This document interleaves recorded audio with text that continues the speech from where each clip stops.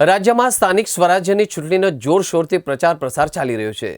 Bharatiya Janata party Vadodara મહાનગર દ્વારા શહેરના પરિવાર 4 રસ્તા ખાતે વિકાસ સંકલ્પ સભાનું આયોજન કરવામાં આવ્યું હતું, જેમાં ભાજપના ઉમેદવારો કાર્યકર્તાઓની ઉપસ્થિતિમાં નાયબ મુખ્યમંત્રી હર્ષ સંઘવીની વિશેષ ઉપસ્થિતિમાં જાહેર સભા યોજાઈ હતી। હર્ષ સંઘવીએ ગુજરાતની જનતા અને ભાજપને દુનિયાનું સૌથી મોટું સહકુટુંબ ગણાવ્યું। તેમણે રાજ્યના હિતમાં નાગરિકો સાથે મળીને ગુજરાતનું દેશનું નંબર 1 રાજ્ય બનાવવા બદલ અભિનંદન પાઠવ્યા હતા। તેમણે કહ્યું કે જો કોંગ્રેસ કે તેના સાથી પક્ષો ગુજરાતને બદનામ કરવાનો પ્રયાસ કરે તો ગુજરાતીઓ તેમને ક્યારેય છોડતા નથી। ચૂંટણી પહેલા જ લોકોએ તેમનો હિસાબ કરી દીધો છે। આજે આ વડોદરાની ધરતી પરથી કોંગ્રેસ અને કોંગ્રેસના ટોળાઓને એક સવાલ પૂછવો છે।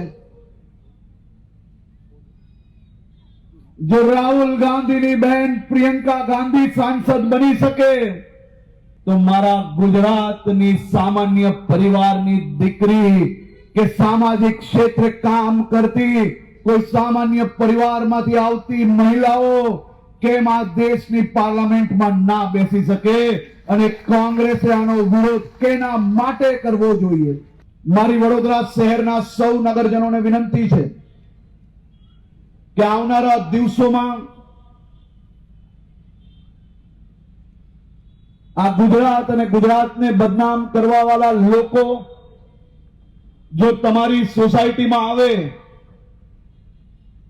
તો સોસાયટીમાંથી બહાર નિકાલો તે પહેલા એક પ્રશ્ન જરૂરથી પૂછજો કે જ્યાં જાય છે ત્યાં લોકો સવાલ પૂછે છે કે તમે માત્ર વિરોધ જ કરો છો?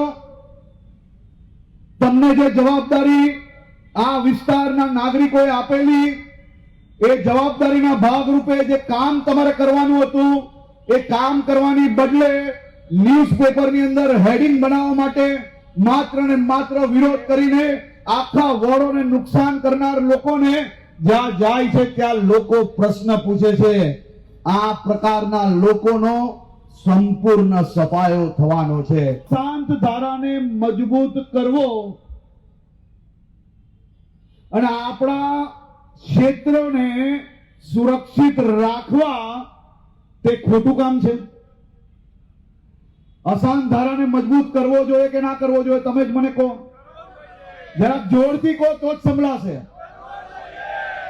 અને આ અશાંત ધારાને મજબૂત કર્યો તેમાં કોંગ્રેસીઓ કેમ ઉપર નીચે થાય? મારા વડોદરા શહેરના સૌ નાગરિકોને આજે વિનંતી છે કે કોઈ એક બી વોર્ડ એવો ના હોવો જોઈએ, કોઈ એક બૂથ એવું ના નીકળવું જોઈએ કે જ્યાં આ ગુજરાત વિરોધી માનસિકતાના પક્ષવાળા એક બી બૂથમાં એમનો વિજય ના થવો જોઈએ। ત્યારે જ એમની માનસિકતા બદલાશે।